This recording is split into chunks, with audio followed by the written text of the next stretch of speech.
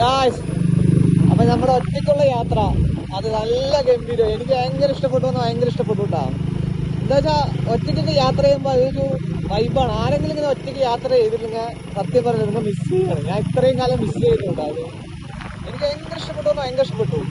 എന്താ വെച്ചാൽ നമുക്ക് സംസാരിക്കാൻ ആളില്ല. അതേമാതിരി എന്താ പറയാ, എന്ത് പ്രശ്നം വന്നാലും നേരിടാനുള്ളൊരു ഒറ്റയ്ക്കുള്ളൊരു സുഖമില്ലേ, അതൊരു വൈബാണ് കാര്യം. എനിക്ക് അങ്ങനെ ഇഷ്ടപ്പെട്ടു കേട്ടോ. നിങ്ങളാരെങ്കിലും ഒറ്റയ്ക്കൊക്കെ യാത്ര ചെയ്തിട്ടുണ്ടെങ്കിൽ ജസ്റ്റ് ഒന്ന് കമന്റ് അടിക്കില്ല.